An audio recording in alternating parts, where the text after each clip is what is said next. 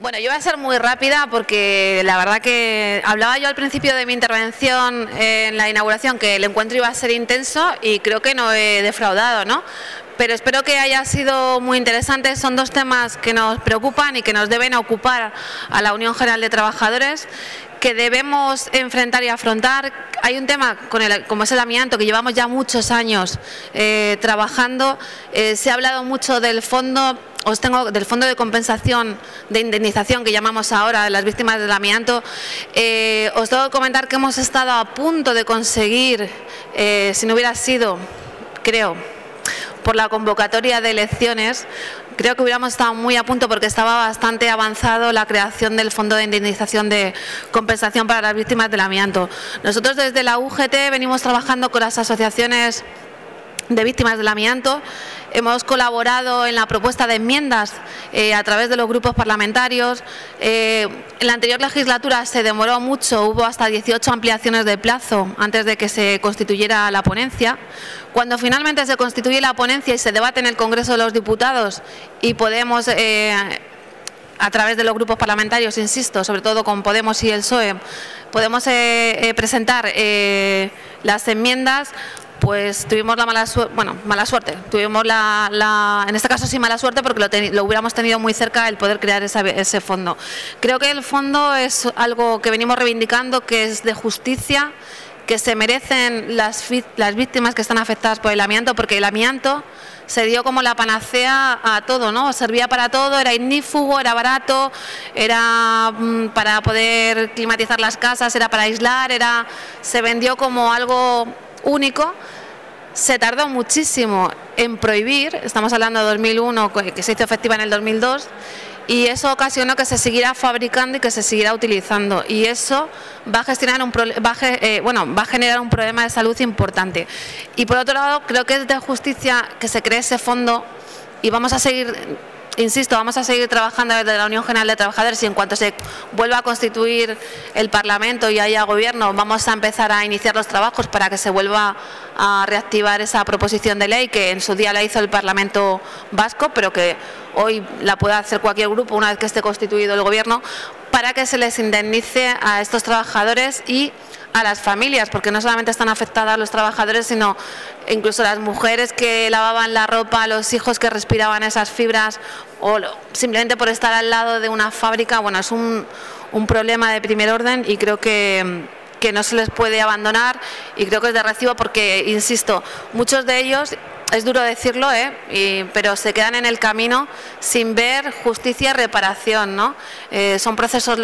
judiciales largos, y el fondo precisamente lo que conseguiría es evitar ese calvario jurídico, ¿no? Judicial. Ya tienen bastante calvario con sufrir la enfermedad, evitar ese calvario judicial, ese proceso largo hasta que se les reconoce esa indemnización. En cuanto al gas radón, yo creo que ha sido, felicidades a los dos ponentes, tanto a Raimundo como a Luis. Yo creo que ha sido muy didáctico, creo que era necesario. El gas radón, se ha empezado a hablar, es verdad que era ese gran desconocido, lo estamos moviendo, un poco en parte y gracias a ellos, a Máximo, que una vez me pidió una reunión para hablar del gas radón, que yo os tengo que confesar, y está mal que lo diga, pero lo tengo que confesar, que yo, más allá de que fuera un elemento de la tabla periódica, no era capaz de pensar en las consecuencias tan graves que podía tener para la salud y la seguridad de los trabajadores y las trabajadoras.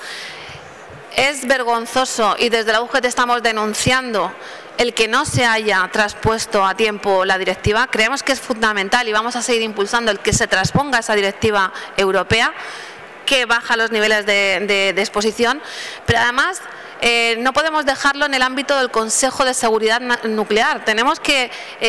que ser competencia de la propia Inspección de Trabajo. O sea, la Inspección de Trabajo es la que va a llegar a los centros de trabajo, la que puede fiscalizar si se cumple la ley en todos sus términos, si se evalúa si hay ese riesgo. Tenemos muchos centros de trabajo que están expuestos, y muchas zonas, como habéis visto en ese mapeo, en esa mapa que nos ha mostrado Luis, que están expuestos a ese gas. Y da igual que sea una radiación natural, si afecta a las condiciones de trabajo tendremos que evaluarlo, tendremos que planificarlo y tendremos que adoptar las medidas que sean necesarias para que los trabajadores y trabajadoras no estén expuestos a ese gas. Entonces, porque como bien ha dicho Luis, ahora mismo se cerró la consulta pública, UGT hizo aportaciones a esa consulta pública para hacer la transposición y entre otros muchos argumentos que expusimos, el principal, que yo creo que sería fundamental y que marcaría un antes y un después, es que fuera competencia de la propia Inspección de Trabajo, cosa que no va a ser fácil porque la Inspección de Trabajo dice que no tiene medios, que no puede hacer mediciones, pero nosotros no queremos que haga mediciones. Lo que queremos es que si tienen ese riesgo esos trabajadores y trabajadoras, se evalúen y se planifique, se haga un plan de prevención con las medidas que correspondan. Entonces, bueno, en ambos temas tenemos mucho por hacer, pero que sepáis que estamos en ello, que yo creo que esos instrumentos que hemos dado con las guías y sobre todo también con el manual de ayuda para delegados y delegadas, que bueno, el objetivo es que lleguen a los centros de trabajo y puedan saber qué hacer cuando identifican ese riesgo. Creo que estamos dando pasos pues en el camino adecuado para también aflorar toda la infradeclaración de enfermedades profesionales que hay, todo el problema que tenemos con la invisibilidad del cáncer de origen laboral y bueno, yo creo que entre todos conseguiremos acabar con estos dos grandes monstruos que a veces son invisibles pero que otras veces no lo son y que podemos hacer mucho. Y sin más, bueno, yo cierro la jornada, agradeceros a todos y a todas el haber permanecido aquí, agradecer a los ponentes las intervenciones, primero por el fondo de las intervenciones, por el contenido, pero segundo porque han superado no ya el tema de la siesta y a los oyentes, sino el ruido, ¿no? Ha habido un poco de ruido de fondo, era un poco complicado, pero teníamos el interés especial de hacerlo abierto para que aquel que quisiera se acercase y viera lo que la Unión General de Trabajadores en este momento está haciendo, también dar información sobre estos temas tan fundamentales para nosotros y yo creo que ha merecido la pena. Por supuesto, agradecer a Marisa Baena, que ha hecho de anfitriona, que se le ocurriera a UGT País Valencia la idea de traerlo aquí y bueno, nos vemos en la próxima jornada y dentro de 2 años espero que podamos seguir viniendo. Muchas gracias a todos y a todas.